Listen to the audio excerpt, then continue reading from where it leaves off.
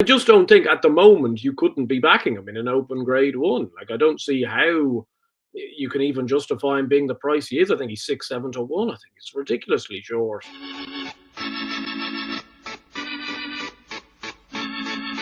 Hello and welcome along to the Let's Talk Racing YouTube channel in association with Racing TV for a Christmas special, a quickfire Christmas special. By quickfire, we're going to be firing through all the good racing over the festive period in a snappy, quickie way. And the best quickie way, that sounds dodgy, but the best person to join me on this is Andrew Blair-White as normal. Andrew, festive period, you're back home. How are you feeling? Yeah, feeling good. Nice to be back home for a week over Christmas. Looking forward to getting down to Leopardstown as usual for a couple of days. Hopefully seeing yourself over for a day as well, which I'm very much looking forward to. And hopefully we will be as hospitable as always. But yeah, no, it's a great time of the year. Plenty of great racing. But as you say, it's a quick fire round here this week when we need to get through a lot of races. We do have to get through lots of races. We are actually going to be joining Lydia and Ruby on the road to Cheltenham next. It was going to come out on the 30th. So it's going to be me, Andrew, Lydia Hislop and Ruby Walsh. We're not sure how we burgled this one as well. Do you have another pretense horse for Ruby? Because that went down very well last year. No pretense horse for Ruby. We're going to hope that Ruby's in slightly better form than he was last year. But he'd had a long week, so it's slightly forgivable. But any support on that video would be amazing. We'd really, really appreciate it, because there could be a sea of comments going, "Who on earth are these two?" And that would probably be quite fair. I think the Grade 1 winner count on that podcast is pretty high. Not sure we are going to be giving much of them. No, we're not adding to it, I'm afraid. But no, it's a great opportunity, obviously, through work to get it, and we got plenty of positive feedback from our listeners, I think, that went and slightly defended our honour last year. So very much thankful for those, and hopefully they can come back this year if it all goes wrong again. One of the finest jockeys around, and probably the best analyst in racing, as well as multiple broadcaster of the year winning, and then us two. No idea how we managed to do that. Anyway, quick fire. If you do like this video, please hit that like button, subscribe to the channel if you haven't already, and do get your comments down below with your Christmas nap. We're keen to see who you fancy. One horse, the Christmas nap. Get it down in the comments, and we will be giving away a few ties as well. We've got ties and bobble hats from Cheltenham in the silks of Ritchie and other bits and bobs. So we will be giving that away to those who go and win down in the comments below. Free to enter. Do get your comments down. Your nap of Christmas. Right, the 26th is Boxing Day, and the big race is the King George at Kempton. Spillane Tower is coming over from Ireland. Looks at a real cracker. Plenty of horses in there that have got chances. Where would your money go? Yeah, open race. I'm not sure whether it's actually an enormously attractive betting race. I think Spillane Tower obviously brings the biggest kind of upside to him. Great form from the John Durkin, good novice chaser last year.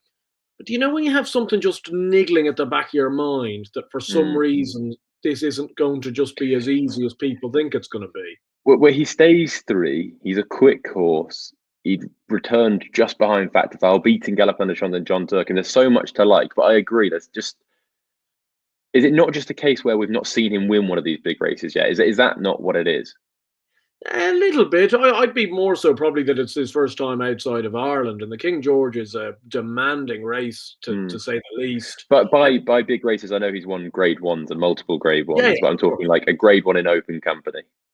Yeah, but I suppose you can say the same for Grey Dawning, who's probably got the most upside from the English horses. I'd be a little bit wary about him as well, just because he had such a tough race at Haydock. And I know they say, he's come out of it fine, but like he was legless in the last 100 yards at Haydock, so that must have taken some toll out of it.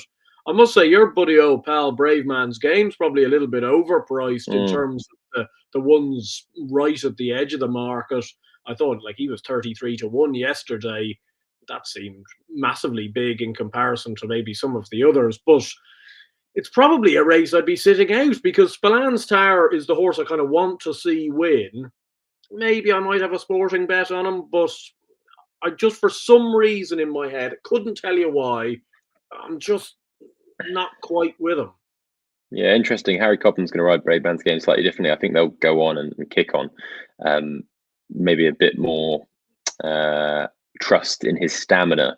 I agree. I think Spilantau is the solid horse. I think maybe I was kind of scratching around. What would a bet be if I was going to back one? I think L'Homme Presse was 14-1. I've Yeah, never really loved the horse, but he did take Galopin de Champs to 2 out in the Gold Cup when we last saw him. That was some run. So it was. the only issue is in the back of my mind, he's the same age of Brave Man's Game, and Brave Man's Game beat him in the quarter. Sorry, in the King George. I don't know. Maybe L'Homme Presse at 14-1 each way, just as a one of those Venetia time of year. The Christmas Hurdle at Kempton looks unbelievable. It looks like we're going to see Lossiemouth versus Constitution Hill. Doesn't look like we're going to see Segino. This is going to be the ultimate test for Constitution Hill.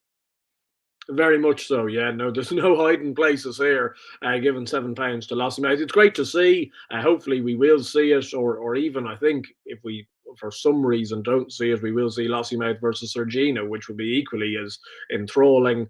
You'd have to think, just based on the balance of recency, that Lossiemouth's going to take an awful lot of stopping, no matter who it is. If it's against Constitution Hill, I'd be loath to kind of need to have a bet in the race, just because I think, there's that small feeling with Constitution Hill still. If he was to turn up, even like he did in last year's Christmas Hurdle, would he just go and win? Potentially so. But I think at the moment you'd have to be with the mare, just based on a bit of recency. She's fitting well, and she's performing to an extremely high level. I agree. To be honest with you, I think Constitution Hill would have to be almost at his best to beat her anyway. And the chance of that happening after what's happened to him are probably quite slim. So I'm going to be siding with Lossiemouth. And I think you're probably going to get a decent price on Lossiemouth. Well, odds against on Lossiemouth in general is a decent price. It obviously takes a brave one to take on Constitution Hill. He's possibly the best hurdler I've ever seen. When he was in his heyday, in his pomp, whenever we want to say, we still might be yet to see his pomp, but he was just unbelievable before all the setbacks. I would love to see him return to that, but I just think it's going to be really difficult. Grade 1 at Aintree is the Formby, and hard to know what's going to run here. It looks like Potter's Charm will. There's talk of him going to the Shallow as well. Roadless Travelled looks like he might run for John Joe as well. Celtic Dino's in there. Bleu de Vassy and Romeo Coolio both entered for Gordon Elliott. I wouldn't imagine both of them will run, but I suspect one could. Fascinating to see how this one's going to go. Potter's Charm back down to 2 miles. Is that something you like? No, not particularly. I'd much prefer to have seen him in the Shallow myself. I think he's an out-and-out 2.5 miler. He's a horse I really like. I'd back him for a Shallow. I wouldn't be as keen on him in this race. I don't know why I say that. I just think he is a galloper. And maybe if the ground is very soft, that would bring out his stamina. But it wouldn't be for me. I think Romeo Coolio will run here. I think Bleu de Vassy will run at Leopardstown. And I said after Fairyhouse I might be inclined to give Romeo Coolio one more go. And I think I am. I think I'm just going to, on a flat track like Aintree, I think that could play to his strengths. I do think he has speed. He's currently around 5-1. I think that's fair. To be fair, if he was declared tomorrow morning, he's going to be a lot shorter than that. Yeah. But I just, for some reason, I'm in a forgiving mood with that horse. And I wouldn't be forgiving if he got beaten again, but I'm going to allow him one slightly ordinary run in what was an odd Royal Bond. I know that Farron Glory did win the Royal Bond and Romeo Coolio didn't, but I'd make Romeo Coolio a £10 better horse than Farron Glory, and he was going to gag up in this race last year before coming down. So I would agree with you there. I think if Romeo Coolio was to run, I think he's definitely a bet. The long distance novice chase at Leopardstown also comes on the 26th. Better Days Ahead is at the top of the market. High Class Hero, Quai de Bourbon, both in there. Both will be making their chasing debut for Willie Mullins. They're both big prices. It might be unlikely. This race could massively cut up. I could definitely see 4 or 5 runners. If Better Days Ahead goes, does he go and win? Yeah, I think he does. I think he might enhance your slip for the 3 miler at Cheltenham. I just think Imperi Pass isn't going to run in this race. I can't see a world where he goes over 3 miles yet. And the rest of them, like Stellar Story, Search for Glory, I think they're a bit of a muchness, to be honest. Buddy One can't jump. I'm very surprised he's not in the 3 mile hurdle race instead. Yeah, no, I think Better Days Ahead is the horse to be on side with here. I'd be disappointed if he wasn't to pull it out of the fire. I don't know, is Croke Park going to run? No, I think Croke Park is going to run Limerick on the 28th. Yeah, that would make a lot more sense. So it looks open to an improver. I don't, as you say, I think it would be a small field race. I would be disappointed if Better Days Ahead couldn't win. Yeah, I really hope that we get to see him, and if we do, I hope he puts on a performance and makes that slip look a little bit juicy. We will be doing other best bets at the end, so do stay with us for those. The 27th comes next, and we've got the 2 mile Grade 1 chase at Leopardstown. Gaelic Warrior makes his long-awaited return. He's going to have to come up against Founder 50, who's had a run this season. He's going to have to come up against Marine Nationale, who was beaten on his first start of the season behind Quilixios. What do we need to see from Gaelic Warrior here to really go, right, that's a champion chase horse? Because there's talk of him, or if he had ran before this point, of maybe going at a King George over 3 miles. There's talk of him being a Ryanair horse. Willie Mullins thinks he's a champion chaser. What do we need to see? Do we need to see a dominant display against horses that he should really be beating? Yeah, in theory, I think he should be winning this and trying to win it pretty comfortably. He beat Founder 50 10 lengths in the Arkle. I'm not saying he needs to beat him 10 lengths again, because Founder 50 is probably a better horse now than he was. But, this is a horse that has all the ability in the world. You just want to see him string a few performances together. It's been a little bit boom or bust so far. And I don't think you could weigh in. Realistically, he's going to go all 4 to 5, 4 to 6 in this race. And as much as he's probably going to win, there's a lot more robust 4 to 5 shots running over Christmas week. And I like it, I like it, I like it, I like it. Ooh, ooh, here we go. Oh, Marine and Sean Flanagan. Yeah, it doesn't quite roll off the tongue. Look, Marine, obviously those that have watched for a long time will know how much I love Marine. I thought his run at Naas was incredibly ordinary. I didn't see any real positives to take out of it. His jumping was astray. His head carriage. Has he got wind issues? Well, that's what people are saying. Now, he always held his head a bit high, but he just looked like he resented it at Naas. You'd want to see, you couldn't be backing the horse. Of course, if he won, great. I'd be the first to clap him in. I do like the horse. Obviously, the situation's gone a little bit sour over the last month for obvious reasons. And I just don't think at the moment you couldn't be backing him in an open Grade 1. Like, I don't see how you can even justify him being the price he is. I think he's 6-7 to 1. I think it's ridiculously short for a horse that didn't show a whole pile last time. I hope he's better than that. I'm sure he is better than that, but he does need to be. The 2 mile Grade 1 hurdle at Leopardstown might feature Romeo Coolio, who we spoke about earlier, but that is probably unlikely. Salvador Monday is a short price favourite. Fair to say, in what we've seen of him so far, he's not been asked the question. In his, I think, Seoul run, he was so impressive. Is he a good price, or is he a ludicrous price, considering we've only seen him once during the summer? He's a ludicrous price, Josh, and that's it's something like this where, like, of course he could win. He could win by 10 lengths. He's obviously a very well hyped horse. He shows plenty at home, I would assume, based on report, and he's won a Tipperary maiden hurdle by 60 lengths. We haven't seen him for 7 or 8 months, and we're to take 7 to 4 against proven horses. It doesn't do much for me, I must say. I'm hoping there's going to be a bit of a Danny Mullen second string buzz here. I'm very keen on Ballygunner Castle. I know he probably needs further. But he would have won at Fairyhouse by 6 or 7 lengths, if not being hampered consistently by a loose horse up the run-in, and only won by a length and a half. Thought he showed a lot that day to actually win. He is a front runner. They'll make plenty of use of him. And we've seen it at Leopardstown plenty of times before. I've had my fingers burnt on many a Mullins first string, and Danny Mullins is punching the air. I hope that might be the case again here. I'm going to take 8 to 1 about Ballygunner Castle.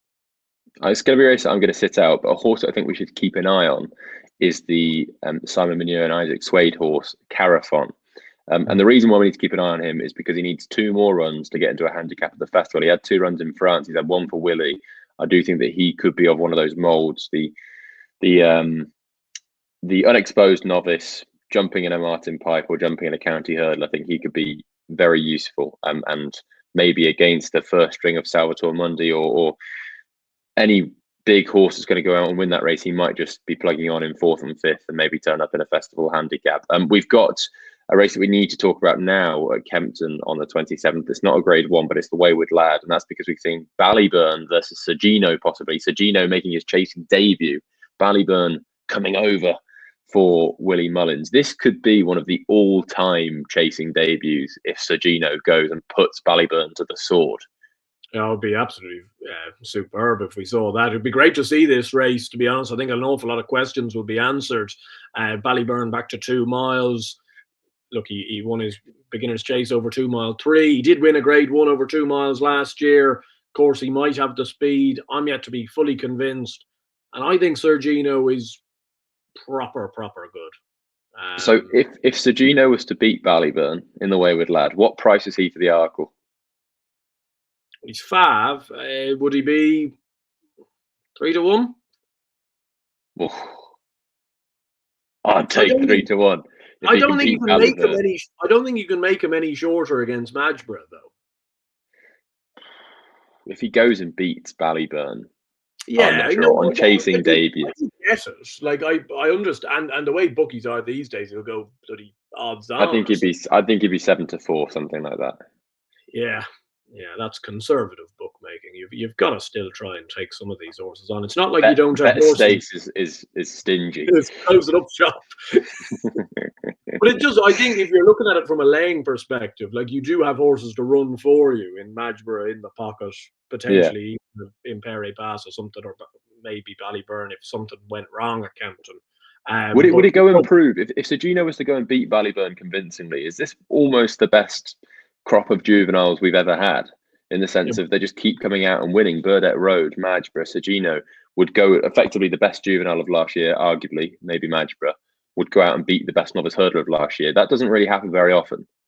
No, not at all. But like that juvenile crop was fantastic. Because even you look at the place players that were kind of farming 3rd and 4th all year round, like they're going out and winning handicaps to beat the band. The Cala Contis, Nürburgrings, and Dowies, they're all running well. So the form just looks very, very hot, I must say. And it would make you think, does a horse like Cargees have a strong chance in a mare's hurdle? Potentially so. She was right in amongst all of these.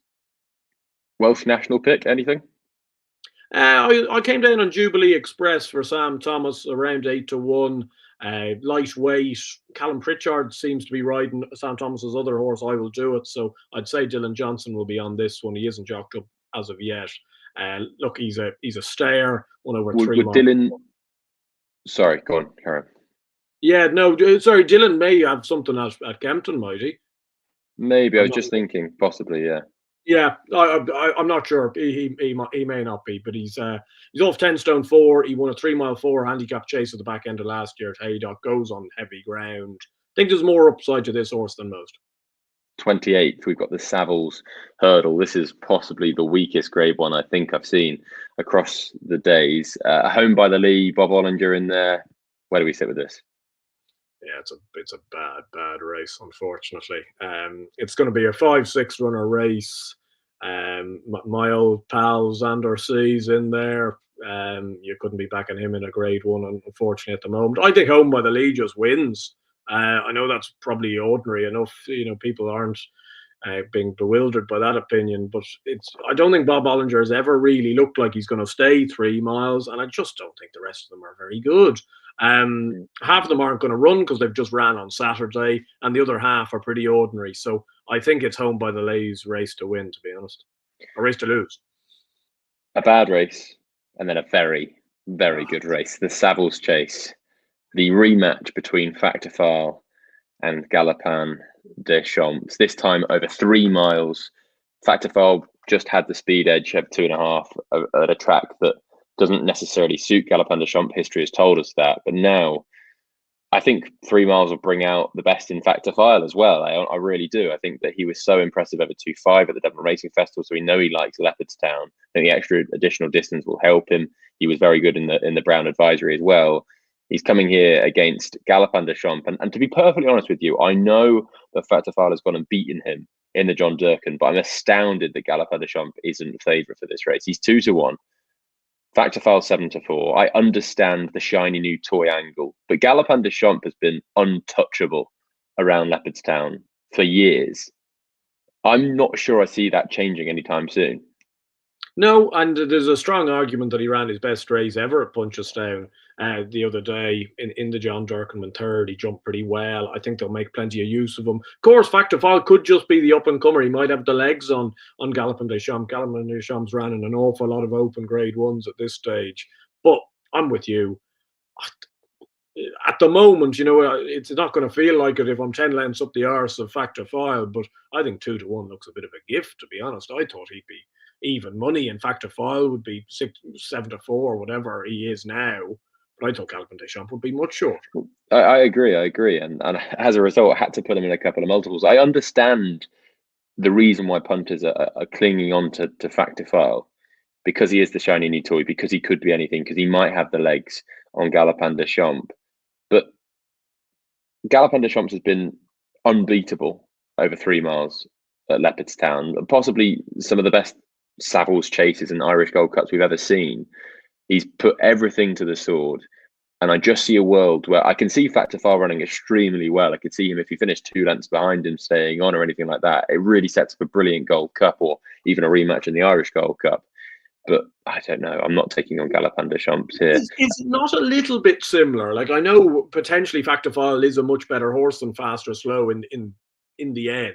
But it's not very similar to what it was like last year, where Fast or Slow beat Galopin Des Champs in the John Dirk, and they both went to the Irish Gold Cup, I think. And there was a couple of lengths between them. It was close, but Galopin just won. Possibly. The only issue is, I'd say, to combat that is Fast or Slow loves Punchestown, and hasn't really shown that level of form anywhere else, really. I know he's shown high levels of form in these types of races at Cheltenham as well, but Factor File has proven it at Leopardstown. He's proven it at Cheltenham, so I think there's a slight difference there. But it's going to be fascinating. I cannot wait. The Faugheen Novices Chasers at Limerick on that day. It looks like Imperi Pass is going to run there. I think Sam Majest will probably run as well. Croke Park looks like he's going to run. Imperi Pass wasn't the most impressive on Chasing debut, but I did feel like the quicker they went, the better his jumping was. The issue is that with this test, 2-3 in an absolute bog as it always is that going to suit him again? Well, I'm not so sure. He's never really struck me as a real slogger, to be honest. No, because 2-3 here, for those people that haven't watched this race, it's effectively 5.5 miles on a different day. Well, I just can't believe, like, Limerick could have sun for 364 days of the year, and yet the Christmas meeting will always be run on heavy ground. It's absolutely quality. Look, I would like to. I'd probably end up sitting this race out because I'm not going to be confident in Imperi Pass in this. I'm yet to be convinced with him over fences as of yet. I wonder if Sam Majest is a possible National Hunt chase horse. I'm not too sure. Maybe he's too classy for that. But a funny one, people. I saw a comment on the last week's video going, Fakir Dideris will never stay the cross country trip, but he won this, so he must stay 6 miles.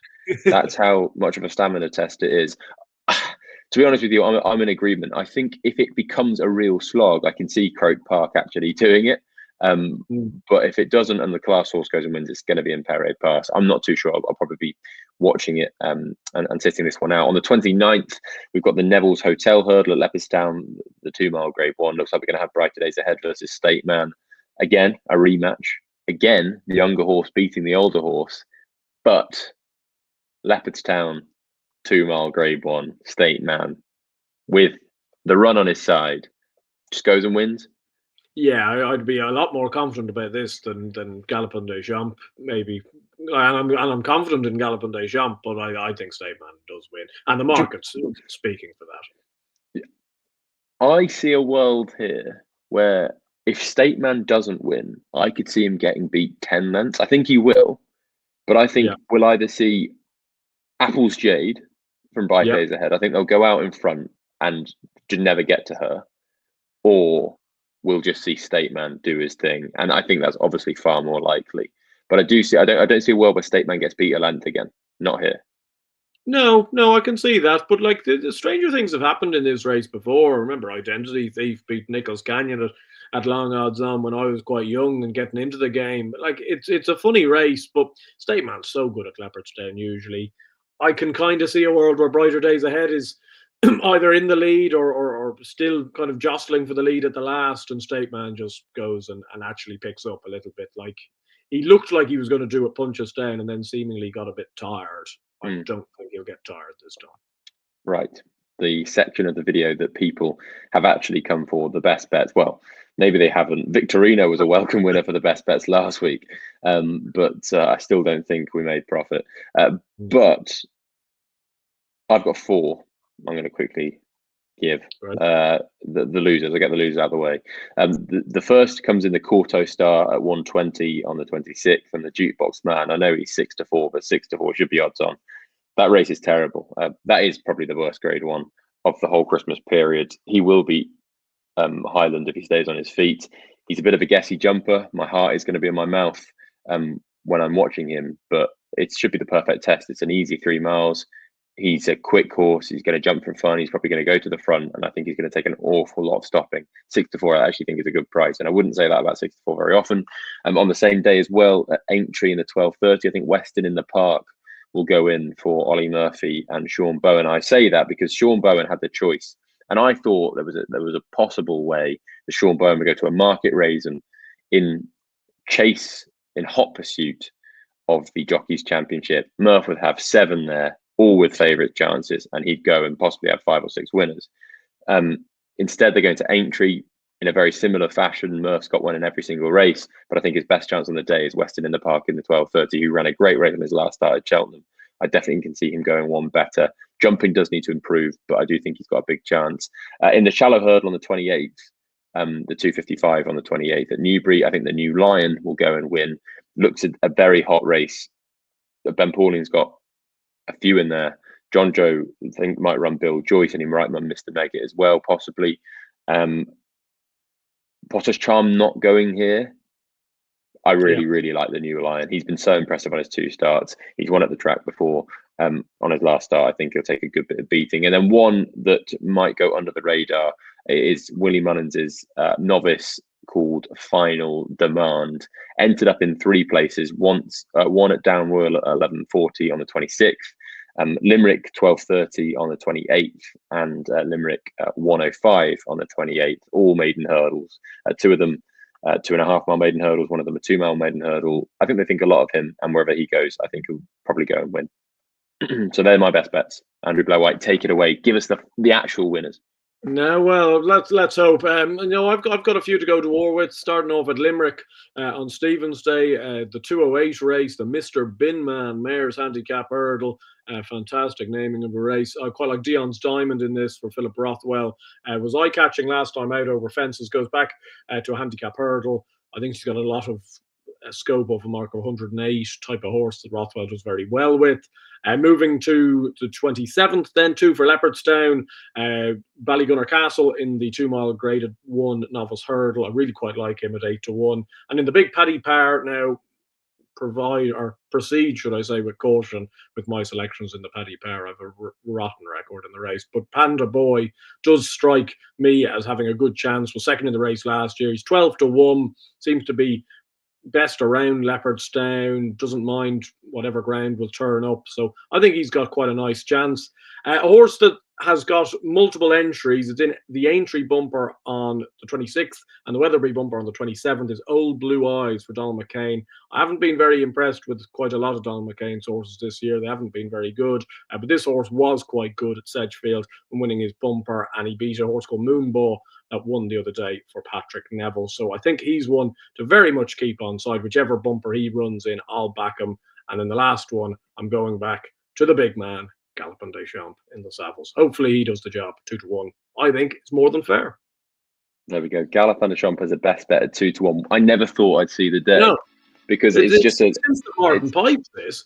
How good is Factor File? If he goes and beats him, fair enough. But there we go. That is our quickfire Christmas preview. We do hope you've enjoyed watching. If you have, please hit that like button, subscribe to the channel if you haven't already, and do get your Christmas nap below. If it wins, you might just win a prize.